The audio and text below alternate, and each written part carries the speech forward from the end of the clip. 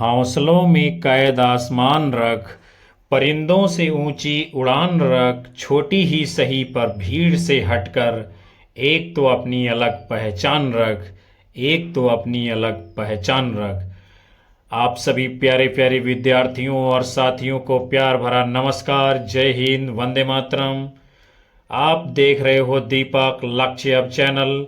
विद्यार्थियों, लोग चाहते हैं कि आप बेहतर करें, लेकिन ये भी सत्य है, उनमें से ये कोई भी नहीं चाहता है कि आप उनसे बेहतर करें। ये तो सिर्फ आपके माँ बाप ही चाहते हैं। उनके सपनों को साकार करने के लिए आपको कड़ी मेहनत करनी पड़ेगी। हर एक काम आसान होता है, बस केवल आपके अंदर से आवाज़ आनी चाहिए कि जी हाँ, मैं इसे ज़रूर कर सकता हूँ। आप भी बेहतर कर सकते हो। तो फिर इंतज़ार मत करिए, जुड़िए हमारे चैनल से। पहली बार आए हो तो सब्सक्राइब कर बेल आइकन दबाइए, ताकि आने वाली कक्षाएं आप तक पहुंचती रहें। बहुत ही ज़बरदस्त सेशन होगा आज का, जो कि कारक चिन्हों के ऊपर, समास और संधि प्रकरण के ऊपर आधारित है। बहुत ही महत्वपूर्ण प्रश्नों को हम सभी लोग समझेंगे, जानेंगे। एक बार आप सभी लोग ईमानदारी से कक्षा को लाइक, कमेंट कर शेयर कर दीजिए। और हम शुरुआत करते हैं आज के पहले महत्वपूर्ण प्रश्न के साथ में। प्रश्न है आपका, पेड़ पर पक्षी चहचहा रहे हैं, वाक्य में कारक कौन सा है? तो इसमें विद्यार्थियों, इस उदाहरण में अधिकरण कारक है। और अधिकरण कारक में क्या होता है? आधारो अधिकरणम, यानी जो आधार होता है उसमें अधिकरण कारक होता है। तो पक्षी कहाँ पर चहचहा रहे हैं? पेड़ पर चहचहा रहे हैं। पेड़ क्या है? आधार है, इसलिए अधिकरण कारक होगा। फिर अगला है संप्रदान कारक युक्त वाक्य है, उसने लड़के को मिठाइयाँ दी। तो मतलब यहाँ पर क्या है विद्यार्थियों? संप्रदान कारक क्यों होगा, ये जानना आपके लिए ज़्यादा जरूरी है। तो संप्रदान कारक में क्या होता है? संप्रदान के लिए, इसका विभक्ति चिन्ह है संप्रदान के लिए, अर्थात उसमें क्या है? ये जो मिठाइयाँ हैं वो लड़के के लिए हैं, इसलिए उसने लड़के को दी, अर्थात संप्रदान कारक होगा। फिर है कर्ता कारक ने चिन्ह का प्रयोग होता है पूर्ण भूतकाल में, हेतु हेतुमद आसन्न भूतकाल में और सामान्य भूतकाल में। अगला क्वेश्चन है, रा विभक्ति का संबंध किससे है? तो रा विभक्ति का संबंध आपका संबंध कारक से है। जैसे संबंध में चिन्ह आते हैं का, की, के, रा, री, रे, तो रास पूछा जा रहा है, इसलिए संबंध कारक होगा। उसके बाद में आपका अगला क्वेश्चन है, संबंध कारक का उदाहरण है। चांदी की थाली लाओ, का, की, के आता है, तो इसमें की लगा हुआ है, संबंध कारक आपका होगा। फिर अगला है संज्ञा या सर्वनाम का वह रूप जिसके द्वारा वाक्य का अन्य शब्दों के साथ संबंध का बोध हो, उसे जो है कारक कहते हैं। यानी संज्ञा सर्वनाम का वह रूप जिससे उसके द्वारा अन्य शब्दों के साथ संबंध का बोध होता है, उसे कारक कहते हैं। हिंदी भाषा में कारक कितने हैं? बहुत ही महत्वपूर्ण प्रश्न है। तो 8 कारक हैं। कर्ता, कर्म, करण, संप्रदान, अपादान, संबंध, अधिकरण तथा संबोधन। फिर है जिन प्रत्यय शब्दों से कारक की स्थिति अर्थात उनका अन्य शब्दों के साथ संबंध व्यक्त होता है, उसे क्या कहते हैं? विभक्ति या परसर्ग। फिर अगला क्वेश्चन है, कर्ता से लेकर अधिकरण तक के विभक्ति चिन्हों यानी परसर्गों का प्रयोग होता है संज्ञा या सर्वनाम के अंत में। अगला है संबोधन कारक के लिए प्रयुक्त होने वाले चिन्हों का प्रयोग प्रायः होता है शब्दों के पहले। फिर है शब्द के जिस रूप से क्रिया यानी कार्य का करने वाले का बोध होता है, उसे कर्ता कारक कहते हैं। और क्रिया को करने वाले को क्या कहते हैं? उसे भी कर्ता कारक कहा जाता है।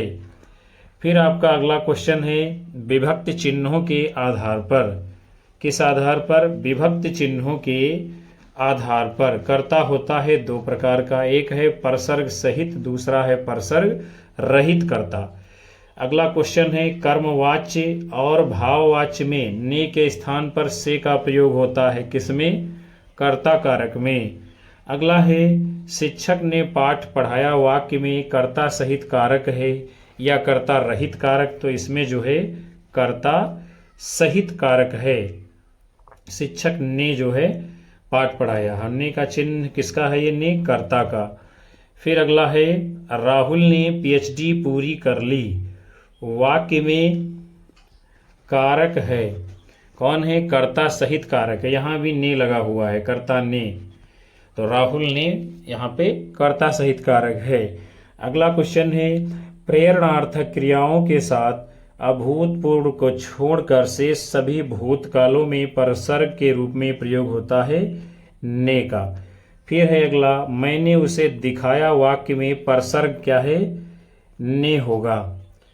फिर अगला क्वेश्चन है जिन वाक्यों में लगना, सकना, बकना, चूकना, भूलना आदि शब्द आते हैं उनमें परसर्ग के रूप में प्रयोग नहीं किया जाता है किसका? ने का। फिर है वाक्य में क्रिया के कार्य का फल जिस पर पड़ता है उसे क्या कहते हैं? कर्म कारक। यानी वाक्य में क्रिया के कार्य का फल जिस पर पड़ता है उसे कर्म कारक कहते हैं। फिर अगला है जिस पर किए गए काम का प्रभाव पड़े वो क्या कहलाता है? कर्म कारक। अगला है सुलाना, बुलाना, जमाना, भगाना, पुकारना, कोसना आदि शब्दों के प्रयोग में यदि कर्म संज्ञा हो तो प्रयोग किसका होता है? कर्म कारक का। फिर है सीता फल खाती है, वाक्य में कारक क्या है? कर्म कारक है। अगला है मैंने पत्र लिखा, वाक्य में कौन सा कारक है? कर्म कारक। फिर आपका अगला क्वेश्चन है पाणिनि के अनुसार जिस वस्तु या पुरुष के ऊपर क्रिया का फल समाप्त होता है उसे क्या कहा जाता है? कर्म कारक। फिर है को कारक चिन्ह का बोध होता है किसमें? कर्म कारक में। अगला है द्विकर्मक वाक्य में कर्म कारक की विभक्ति को प्रयुक्त होती है गौड़ कर्म पद के साथ। उसके बाद में आपका अगला क्वेश्चन है वाक्य में शब्द के जिस रूप से क्रिया के करने के साधन का बोध हो, किसका? साधन का बोध हो, तो वो क्या कहलाता है? करण कारक। फिर है जिसकी सहायता से कार्य संपन्न हो वो क्या कहलाता है? करण कारक। फिर है सेवा सत्कार से आदर बढ़ता है, इसमें कौन सा कारक है? करण कारक। और करण कारक का चिन्ह यानी कौन सा है? करण से, तो यहाँ पे से लगा हुआ है यानी करण कारक होगा। फिर हम लोग आगे बढ़ेंगे। आपका क्वेश्चन है संज्ञा आदि शब्दों के जिस रूप से क्रिया के करने के साधन का बोध हो अर्थात जिसकी सहायता से कार्य संपन्न हो वो क्या कहलाता है? करण कारक होता है। फिर है पैरों से चलना, प्राणों से चलना जीवन, समुदाय से चलना समाज, देश और काल से चलता इतिहास कहलाता है। वाक्य में कौन सा कारक है? करण कारक है। यहाँ भी से लगा हुआ है, यहाँ भी से है, यहाँ भी से है और इधर भी से लगा हुआ। कर्ण कारक का विभक्ति चिन्ह से है इसलिए कर्ण कारक होगा। फिर अगला है वाक्य में जिस शब्द से क्रिया के संबंध का बोध हो क्या कहलाता है? करण कारक। फिर है करण का शाब्दिक अर्थ क्या होता है? कारण। अगला है कारण कर यानी करण कारक विभक्ति चिन्ह है से के द्वारा। फिर अगला क्वेश्चन है भगवान राम ने रावण को बाण से मारा, इस वाक्य में कारक कौन सा है? करण कारक। फिर है संप्रदान का शाब्दिक अर्थ क्या है? देना। कर्ता जिसके लिए कुछ कार्य करता है या देता है वो क्या कहलाता है? संप्रदान कारक। फिर है संप्रदान कारक के चिन्ह है को के लिए यानी संप्रदान के लिए महत्वपूर्ण चिन्ह इसका है। फिर है जिसे कुछ दिया जाए या जिसके लिए कोई कार्य किया जाए वो क्या कहलाता है? संप्रदान कारक। अगला है गुरु जी को फल दो, वाक्य में कौन सा कारक है? संप्रदान कारक। अगला है ईश्वर ने शून्य को दो कान किए हैं, शून्य को वाक्यांश में कौन सा कारक है? संप्रदान कारक। फिर आपका अगला क्वेश्चन है, जब किसी के लिए कोई क्रिया की जाती है तो वहाँ होता है, क्या होता है? संप्रदान कारक। अगला क्वेश्चन है, कर्ता द्वारा जिस संज्ञा के लिए कोई कार्य किया जाता, जिसे कुछ दिया जाता है, वहाँ होता है संप्रदान कारक। अगला क्वेश्चन है, भूखे के लिए रोटी लाओ, वाक्य में कारक है कौन सा? संप्रदान कारक। फिर अपादान कारक और महत्वपूर्ण तथ्य। संज्ञा के जिस रूप से एक वस्तु का दूसरी वस्तु से तुलना, समानता, अलगाव या डर का भाव पैदा हो तो वहाँ पे अपादान कारक हो जाता है। वियोग, पृथकता, भिन्नता प्रकट करने के लिए किसका प्रयोग होता है? अपादान कारक का। फिर है पेड़ से पत्ते गिरते हैं, वाक्य में कारक कौन सा है? अपादान कारक। अगला है उत्पत्ति या विकास बताने के लिए प्रयुक्त होता है, कौन सा कारक? अपादान कारक। फिर है गंगा हिमालय से निकलती है, वाक्य में कारक है अपादान कारक। दूरी को बोध कराने के लिए कौन से कारक का प्रयोग किया जाता है? अपादान का। फिर है पुष्कर अजमेर से 7 मील दूर है, इसमें कौन सा कारक है? अपादान कारक। अगला है राम श्याम से अधिक समझदार है, इसमें कौन सा कारक है? अपादान कारक। आगे बढ़ेंगे हम लोग। फिर है मुझे श्याम से घृणा है, वाक्य में प्रयुक्त कारक कौन सा है? अपादान कारक। अगला है सीखने के अर्थ में प्रयुक्त कारक है अपादान कारक। फिर है विद्यार्थी अध्यापक से सीखते हैं, वाक्य में प्रयुक्त कारक है अपादान कारक। अगला है निकलने, सीखने, डरने, लजाने अथवा तुलना करने के भाव में प्रयोग किया जाता है, किसका? अपादान कारक का। फिर है तुलना, घृणा, लज्जा, उदासीनता, ये सब किस कारक में आएंगे? अपादान कारक में। आगे बढ़ेंगे। आपका अगला क्वेश्चन है, यहाँ वहाँ, अगले पिछले, आसरे किनारे, दोनों, समय, द्वार द्वार, पुनरावृत्ति वाले शब्द आदि पदों का प्रयोग किसमें होता है? अधिकरण कारक में।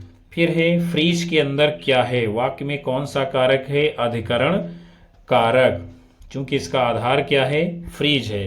अगला है कमरे के बीच में पंखा लगा है, इसमें कौन सा कारक है? अधिकरण कारक, इसका आधार क्या है? कमरा। फिर है अधिकरण कारक का विभक्ति चिन्ह क्या है? में, पर, पे आदि। फिर आपका अगला क्वेश्चन है, किसमें, किस पर, किस पे आदि शब्दों की पहचान की जाती है, किस कारक में? अधिकरण कारक में। अगला है भीतर, ऊपर, अंदर, बाहर, बीच आदि शब्दों का प्रयोग होता है कहाँ पर? अधिकरण कारक में। फिर है वो शाम को गंगा किनारे जाता है, इस वाक्य में कारक कौन सा है? अधिकरण कारक, यानी जाने का आधार क्या है? गंगा का किनारा। फिर अगला क्वेश्चन है, क्रिया या आधार को सूचित करने वाली संज्ञा या सर्वनाम के स्वरूप को कहते हैं अधिकरण कारक। जिसके आधार पर कोई वस्तु टिकी हो वहाँ होता है अधिकरण कारक। फिर है देश और काल शब्द में प्रयुक्त कारक होता है अधिकरण कारक। आगे बढ़ते हैं। आपका अगला क्वेश्चन है, वो अगले साल आएगा, वाक्य में प्रयुक्त कारक कौन सा है? अधिकरण कारक। फिर है संज्ञा शब्द के जिस रूप से किसी को बुलाने या संकेत करने का भाव प्रकट होता है वहाँ होता है संबोधन कारक। फिर है संबोधन कारक के विभक्ति चिन्ह है हे, भो, अरे, अहो, जी, अजी इत्यादि। उसके बाद में है संबोधन का प्रयोग किया जाता है, किस कारक में करते हैं? तो संबोधन का प्रयोग संबोधन कारक में करते हैं। हे राकेश, यहाँ आओ, वाक्य में प्रयुक्त कारक कौन सा है? संबोधन कारक। फिर है अरे अभय, कहाँ हो, वाक्य में प्रयुक्त कारक कौन सा है? संबोधन कारक। फिर अगला क्वेश्चन है, संज्ञा या सर्वनाम के जिस रूप से किसी एक वस्तु का दूसरी वस्तु से संबंध प्रकट हो तो वो क्या कहलाता है? संबंध कारक। फिर अगला है संबंध कारक के विभक्ति चिन्ह बदल जाते हैं, संज्ञा लिंग वचन के अनुसार बदल जाते हैं संबंध कारक के विभक्ति चिन्ह। फिर अगला है यह मेरा घर है। प्रयुक्त कारक कौन सा है? संबंध कारक, यानी घर का संबंध मेरा से है। फिर आप सभी लोगों का अगला क्वेश्चन है, यह अभिषेक की बेटी है। वाक्य में प्रयुक्त कौन सा कारक है? संबंध कारक। अगला है संज्ञाओं के साथ आने वाली विभक्तियों को क्या कहा जाता है? विश्लिष्ट। सर्वनाम के साथ आने वाली विभक्तियों को क्या कहा जाता है? संश्लिष्ट। आगे बढ़ेंगे। फिर आपका क्वेश्चन है अपादान कारक उत्तम पुरुष मैं बहुवचन का रूप क्या होगा? तो अपादान कारक उत्तम पुरुष मैं बहुवचन का रूप होगा हमसे। अगला है किसी क्रिया के साथ संबंध न बताकर संज्ञा या सर्वनाम शब्दों से ही संबंध प्रकट करना कहलाता है संबंध कारक। अगला है संज्ञा अथवा सर्वनाम के जिस रूप से एक ही वस्तु का संबंध दूसरी वस्तु से जाना जाए वहाँ पे संबंध कारक होता है। आगे बढ़ते हैं हम लोग। आपका अगला क्वेश्चन है चोर ने धन के लिए धारदार हथियार से व्यवसायी की गर्दन धड़ से अलग कर दी। उपयुक्त वाक्य में कारक कौन सा है? तो इसमें संबंध कारक भी है, करण कारक भी है और अपादान कारक भी है। कैसे है जानते हैं। चोर ने धन के लिए, तो यहां पर क्या है? संप्रदान के लिए। फिर अगला है यहां संप्रदान होगा धारदार हथियार से, तो यहाँ पे करण हो जाएगा चूंकि करण का चिन्ह से है। व्यवसायी की गर्दन धड़ से अलग कर दी, जब गर्दन को शरीर से अलग कर दिया गया तो वहां पे अपादान हो गया। फिर महत्वपूर्ण तथ्य हैं, जब क्रिया सकर्मक तथा सामान्यभूत, आसन्नभूत, पूर्णभूत, हेतु हेतुमद्भूत और संदिग्ध भूत काल की और कर्तृवाच्य की हो तो कर्ता कारक अर्थात इसके परसर्ग ने का प्रयोग होगा। फिर है जब साधन भूत जुड़ाव हो तो कारक कौन सा? करण कारक का प्रयोग किया जाएगा। और जब अलगाव का प्रत्यय हो तो वहां पे कौन सा कारक हो जाता है? अपादान कारक। फिर वह कारक जिसमें प्रायः मुहावरेदार भाषा का प्रयोग होता है वहां पर कौन सा होता है? संबंध कारक। अगला है चांदी वाली थाली, राम वाला घर, मोहन को बाल बच्चा नहीं है। वाक्यांश में कारक कौन सा है? संबंध कारक। फिर है वह प्यास से मरा जा रहा है, पेड़ से फल गिर रहा है, इसमें कारक कौन सा है? तो प्यास से मरा जा रहा है, इसमें करण कारक है। पेड़ से फल गिर रहा है यानी अलग हो रहा है, तो यहाँ पे अपादान कारक होगा। फिर अब हम लोग जो है समास के महत्वपूर्ण प्रश्नों को देखते हैं। कर्म तत्पुरुष समास का उदाहरण है वन गमन, यानी वन को गमन, और कर्म तत्पुरुष में को विभक्ति चिन्ह आएगा। फिर है सही कथन, द्वंद्व समास में दोनों पद प्रधान होते हैं, ठीक है। अव्ययी भाव समास में प्राय पहला पद प्रधान होता है, ये भी सत्य है। अगला है हिंदी में सामान्यतः समास के कितने भेद हैं? 6 भेद हैं। आगे देखते हैं।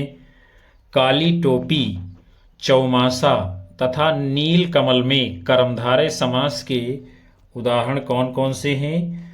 तो इसमें काली टोपी यानी विशेषण विशेष्य का अभाव है, नील कमल, कमल कैसा है? नीला है, तो ये दोनों कर्मधारय समास के उदाहरण है। और चौमासा ये आपका द्विगु समास का उदाहरण है। फिर है नीलकंठ में समास है, तो इसमें बहुब्रीहि समास भी है, और जहाँ पे बहुब्रीहि नहीं होगा फिर उसका दूसरा उत्तर कर्मधारय समास माना जाएगा। अगला है समास की परिभाषा।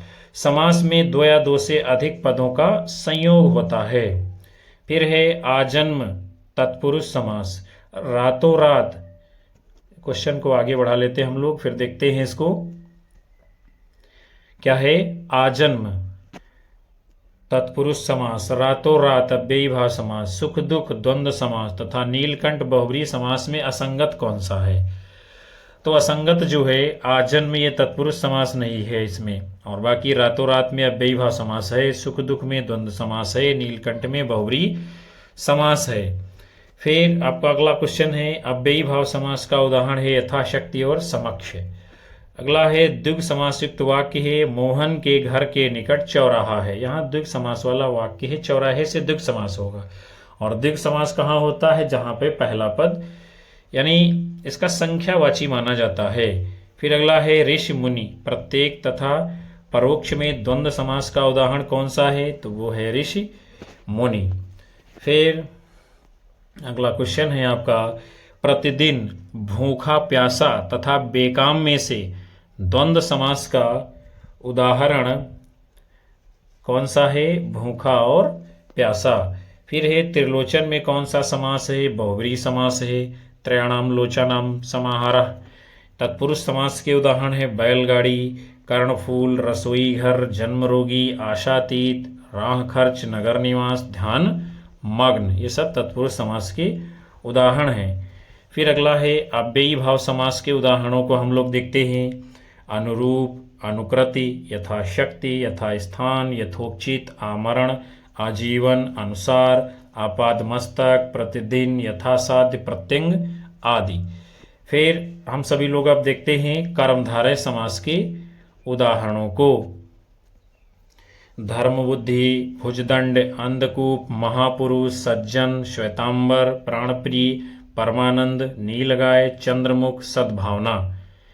फिर उसके बाद में द्विग समास के प्रमुख उदाहरण तिरंगा, नवरत्न, पंचवटी, षटकोण, सतसई, चौराहा, त्रिलोकी, त्रिभुज, दोपहर, चौमासा, चारपाई। इसके सभी उदाहरणों का प्रथम पद संख्यावाची है। फिर है अगला द्वंद्व समास के प्रमुख उदाहरण पाप पुण्य, आजकल, कतर विमोद, चाल चलन, उत्तर दक्षिण, जय पराजय, हानि लाभ इत्यादि। बहुव्रीहि समास के उदाहरण है कुसुमाकर, कूपमंडूक, निर्दय, महात्मा, लंबोदर, वीणापाणी, चक्रपाणी, सपरिवार, कमलनयन, पतझड़ आदि। अगला क्वेश्चन है आपका जिस समस्त पद यानी समास पद में पूर्व या उत्तर पद के बजाय किसी अन्य अर्थ की यानी प्रधानता होती है वहाँ कौन सा समास होगा? बहुव्रीहि समास। फिर अगला है जिस समास के पूर्व एवं उत्तर दोनों ही पद समान रूप से प्रधान हो वहाँ कौन सा समास होता है? द्वंद्व समास। अगला है जिस समास का पूर्व पद संख्यावाची विशेषण हो और समस्त पद समूह का बोध कराए उसे क्या कहते हैं? द्विगु समास। अगला है आपका क्वेश्चन वो समास जिसमें बहुधा पहला पद यानी शब्द संज्ञा अथवा विशेषण होता है उसे क्या कहते हैं? तत्पुरुष समास। फिर अगला है नई तत्पुरुष समास के उदाहरण अधर्म, अन्याय, निर्बल, अनाचार, निर्दोष, अयोग्य, नास्तिक, अछूत आदि। अगला है अलुक तत्पुरुष समास के उदाहरण युधिष्ठिर, आत्मनेपद, मनसिज, परस्मय पद, निशिचर इत्यादि। आगे बढ़ते हैं हम लोग। फिर अगला उदाहरण दिए गए हैं प्रादि तत्पुरुष समास के उदाहरण। कौन सा है? प्रादि तत्पुरुष प्रगति, उपदेव, व्याकुल, अतिक्रम, प्रतिध्वनि, दुर्गुण, आकाश आदि।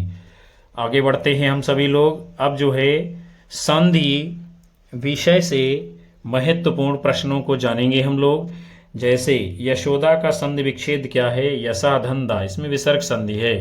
फिर है फणीश्वर, देवानंद, सुरेंद्र में गुण संधि का उदाहरण कौन सा है? सुरेंद्र। इसका संधि विच्छेद क्या होगा? सुरधन, इंद्र। फिर व्यायाम शब्द में संधि कौन सी है? यण संधि। अगला क्वेश्चन है आपका जगदीश, परोपकार तथा सज्जन में स्वर संधि का उदाहरण कौन सा है? तो वो है परोपकार। फिर अगला है नमस्ते, नरेंद्र विद्यालय में विसर्ग संधि का उदाहरण कौन सा है? नमस्ते। इसका विग्रह क्या होगा? नमः दन्ते। अगला है दयानंद का संधि विच्छेद क्या होगा? दयाधन आनंद। फिर आपका क्वेश्चन है पराधीन का संधि विच्छेद क्या होगा? परधन अधीन। अगला है गणेश का संधि यानी संधि कौन सी है? स्वर संधि इसमें पूछ रहा है। फिर है चैन शब्द में कौन सी संधि है? अयादि संधि। चे धन अन इसका संधि विग्रह होगा। अगला है महाशय, महोत्सव, पितृण में दीर्घ संधि का उदाहरण कौन सा नहीं है? वो है महोत्सव। इसका संधि विग्रह होगा महाधन उत्सव, और महोत्सव में आपकी गुण संधि है। फिर अगला क्वेश्चन है आपका, वाक जाल का संधि विच्छेद क्या होगा? वाक धन जाल। अगला है परोपकार गुण संधि, गिरीश दीर्घ संधि, मतैक्य यण संधि, सद्गुण व्यंजन संधि। इनमें असंगत कौन सा है? तो मतैक्य। मतैक्य में यण संधि नहीं है, बल्कि इसमें वृद्धि संधि है, और बाकी के मिलान सही हैं। फिर अगला है नमस्ते का संधि विच्छेद क्या होगा? नमः धन्ते। इसमें संधि कौन सी है? विसर्ग संधि। फिर दीर्घ संधि के महत्वपूर्ण उदाहरणों को हम लोग देखते हैं। दयाधन आनंद बराबर दयानंद, भोजन धन आलय बराबर भोजनालय, गिरिधन ईश बराबर गिरीश, महाधन आशय बराबर महाशय, कल्पधन अंत बराबर कल्पांत, यथाधन अवसर बराबर यथावसर, निम्न धन अंकित बराबर निम्नांकित, चर धन अचर बराबर चराचर। फिर आप सभी लोगों का अगला क्वेश्चन है, वृद्धि स्वर संधि विच्छेद के उदाहरण। तो महेश्वर्य का विच्छेद होगा महाधनेश्वर्य, परमौज का विच्छेद होगा परम धनोज, अन्यान्य का विच्छेद होगा अन्य धनान्य, भानुदय का विच्छेद होगा भानुधनुदय, जीवैषणा का विच्छेद होगा जीवधन ऐषणा। उसके बाद में यण स्वर संधि के उदाहरण हैं, व्याप्त, अत्यंत, यद्यपि, अत्यावश्यक, प्रत्यारोपण, प्रत्येक, अन्वेषण, अन्वय आदि।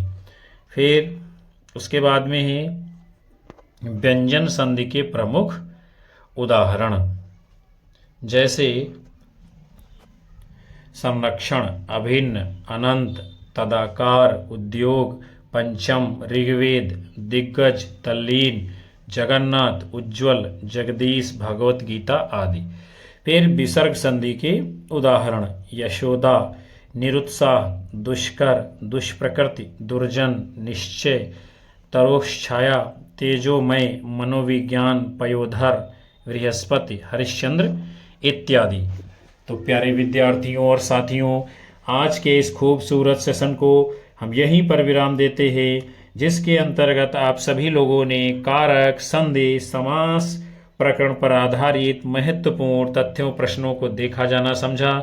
हमें पूरी उम्मीद है ये सेशन आप सभी लोगों को समझ में आया होगा, आपकी आने वाली परीक्षाओं में काम करेगा। कक्षा को लाइक और शेयर जरूर करें, और सभी साथियों का, विद्यार्थियों का बहुत बहुत आभार, धन्यवाद जो लगातार सेशन को वॉच करते हैं। मिलेंगे हम जो है आप सभी लोगों को पुनः से अगली कक्षा में। तब तक के लिए नमस्कार, जय हिंद, वंदे मातरम, बाय बाय, शुभ रात्रि आप सभी लोगों को विद्यार्थियों।